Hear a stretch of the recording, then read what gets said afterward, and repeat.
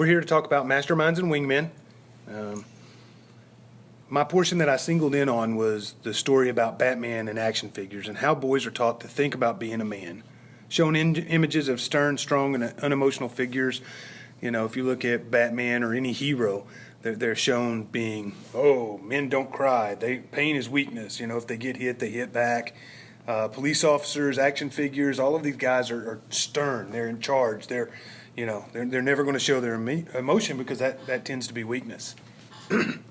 And also, the reason that this really came in to me was about Alfred. So we're talking about Batman, and he's got this one person that's close to him that should, innately understand who he is all the time. And when you miss those signs in some of my articles, and we'll get to those later, when some of the signs are missed, boys tend to withdraw, and that's a big deal. So when we're talking about being unemotional, we're talking about strong. I think that this is a social problem, and Allison brings up the box, and it's got verbs and adverbs and things to describe those. Please tell us about it. Yeah, so when the author of our book, she asks guys that she comes in contact with in schools and stuff, and she asks them to describe a guy who can influence people or has high social status. This is a person everyone knows, and if he has an opinion, everyone listens and agrees. What does he look like, and how does he act? And she wrote their responses on the board, and they all kind of were very similar. They're funny, they're strong, good with girls, good at the right sports, detached, tough, confident. And then she asked them to describe a guy who doesn't have high social status, that is someone who is likely to be teased, ridiculed, or ignored. And what does he look like, and how does he act? And these are things that are outside the box, such as sensitive or easily upset, acts like a girl, a rule follower, shows pain, has bad style, is weak. And she describes that anything that's inside the box that these guys have drawn, to them, that's what a man is like. And in this one article I read called Take It Like a Man, it says that part of learning masculinity is in a given environment depends on role modeling, basically where boys learn how to be men from men who have gone before them and shown them what men are like.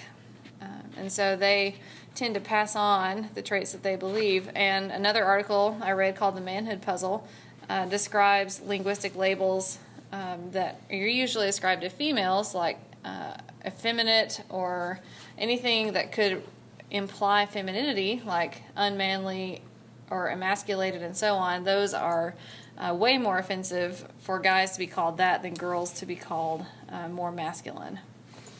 And I went to Men's Health, and they have, excuse me, Michael and Sarah Bennett, a father and daughter who wrote a book and published it, and the name is quite offensive, so we're just going to leave that out. You can look them up if you need to. But one of the questions is what to do when a woman doesn't like you, and basically, Men's Health said, so basically men need to pull a Popeye, tell their women in their life, I am what I am. And Michael Bennett, the certified board psychologist or psychiatrist, said exactly, tell them, it's not like I can or wish to share more with someone else. I care about you and show that the best way I can. So it's up to you to decide whether it's acceptable or not. So not everybody still feels like we need to break out of that box. I mean, we have a psychiatrist here who's advising people who says stay in that box, still be a man. Don't change who you are and what you've been taught. So I think that's, we're going to sit here today and we're talking about breaking out of this box and this norm based on the book we read, but it's not everyone that feels that way.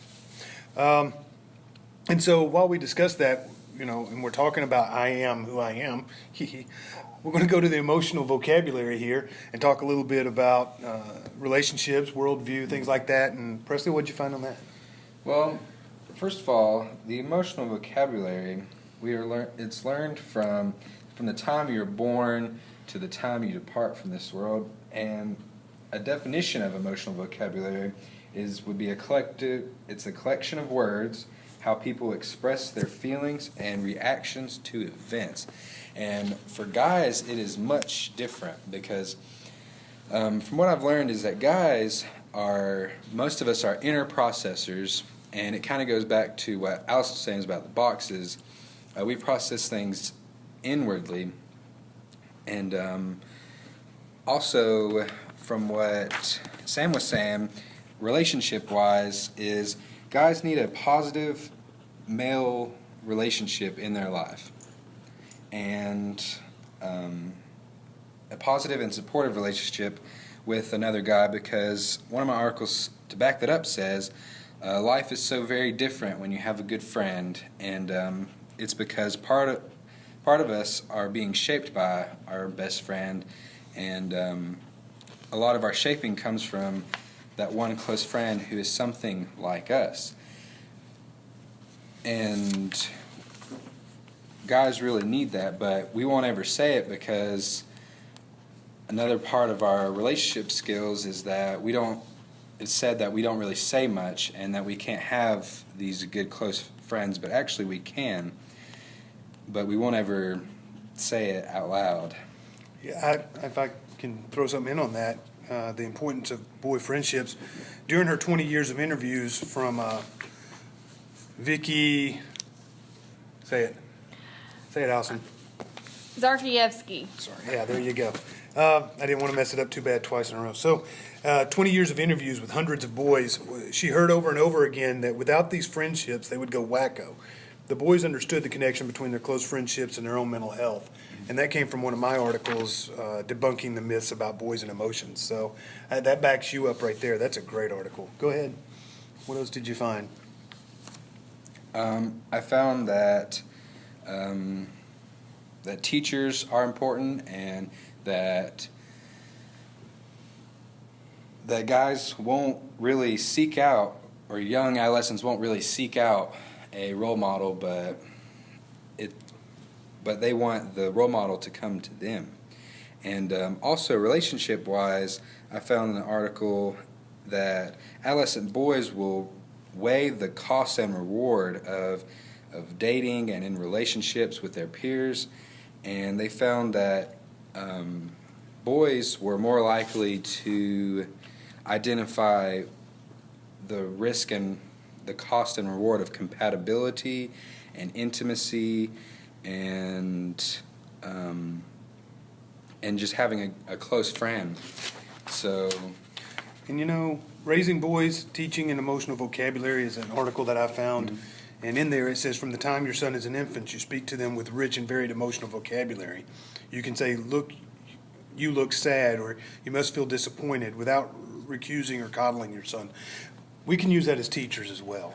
We can watch our emotions, watch our facial values, be that role model, and teach them, even if they're not at home, this emotional vocabulary in a different sense. And I think that brings us to Micaela, because you dealt with teachers and classroom issues. What did you find exactly?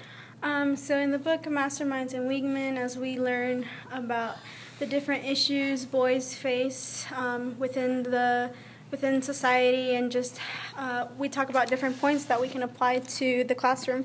So one of the first main points that we talked about was through Batman, this disengagement of holding back our emotions and keeping it to ourselves. And the book Mastermind and Wingmen says that boys give no early warning to their problems. Most of them adopt appearances of calm, detachment, and disengage, so they create that slacker attitude. So how do we work with students with slacker attitude? So with some of the articles and the research that I did, some of the best ways to keep students engaged who are have the slacker attitudes is through, one, Presley mentioned, relationship building, taking genuine interest in students, sharing your own experience as a human being with your students, light and supportive gestures, and not giving up on the students and being flexible with them helps build intrinsic motivation within students. So that's one way of, tackling that issue of the slacker attitude that boys may present within the classroom. Another issue that we talked about is the box. So society and culture teaches boys to limit their emotions. There's a pressure to fit in the box and not be outside of the box. So if you don't fit in the box, you're teased, you get called names, basically bullying. And that's an issue that we find in education and in the classroom, bullying. So how do we deal with classroom management? So One of the articles that I read talked about allowing students to be autonomous. It reinforces decision making, but with the help of the mentor or the teacher who teaches them what's good decision making. Teachers don't control students, but seek to support them in their own behavior change process. And so, in addition to that, I read an article on bullying, which was called, give me a second to look at it, was called Bullying and the Bottom Line. And essentially, it was talking about how the government gives us, programs to prevent bullying, but it's kind of like a program that says one size fits all. And the real situation is that not all schools deal with the same issues of bullying. There's different kinds of bullying, and in order to tackle this situation is to go to the root cause, which is its biases, including the biases teachers may have of boys within the classroom. And Judy Chu argues in her recent book, When Boys Became Boys, that there was a point where the leader of a club set the rules and directed the general unpleasant actions of the boys. And the boys would, if they broke the rule, understood that it was immediate expulsion from this group. And yet one of the boys eventually chose to leave the club instead of being mean to other people. And it's because as boys grow, they tend to want to be less controlled. They don't want to be controlled by another guy. They don't want to be controlled by a teacher. They don't want to be controlled by anyone because they are trying to figure it out internally because we have taught them that it is okay to do it ourselves. It's interesting that you bring that up. When Allison and I were speaking the other day, I brought up a situation from this weekend that I saw. There was a band competition. My daughter plays in the band, and I was watching, and one team had one guy on the color guard. Yeah, see, you just smiled. There's the look. That's the box. That's the box. When you think of color guard, you're like, really? That was my immediate reaction. I think, Allison, what'd you say? Poor guy. Poor guy. Yeah, that's the reaction we have. And from that, Presley talked about being a cheerleader and in high school, and that was a little different in the high school environment than it is in the collegiate environment. Yeah, it also, it ranges from high school up to college, because when I was a cheerleader in high school, I got made fun of by guys, and they'd say, "Oh, you're gay, man," or something like that. And then in college, they'd be like, "Wow, that's impressive. Like, you go." And it just. You think that's part of the development of the adolescent brain and social environment and learning Definitely. to deal with that? And you know what? That's where these articles come in that we've all researched. I think, when I talk about my Batman, I talk about my kids, my son and my daughter. If my son fell, I'm like, hey, get up. My daughter fell, dude, as a dad, no, sir. And that's teaching the emotional vocabulary, right? Because I'm picking her up. I'm like, hey, baby, it's okay to cry. It's okay to do this, blah, blah, blah. So that's just me, though. Yeah, and the last article I read talked about the cultural lag in masculinity. One thing it claims is the general aim of education is to facilitate the process of socialization and to thus prepare the student for the world around him, both socially and occupationally. And it basically describes how long it takes for changes to occur. But I mean, as we've talked about, it's obvious that the way that men are perceived in the media and other things, it's not accurate to how they truly are.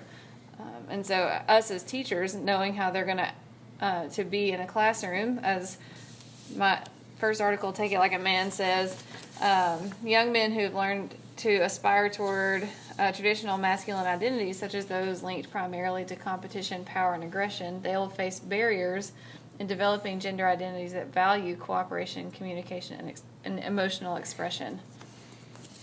And something that's great about that is in the Raising Boys, teaching the emotional vocabulary, it says, because boys are sometimes prone to anger and aggression, it's wise to model calm, respectful behavior when dealing with their problems.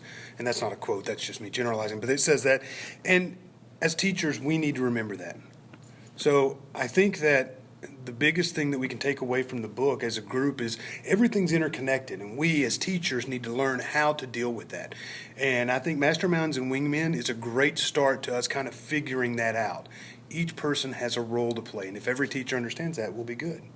Any other discussions? Awesome. Well, thank you.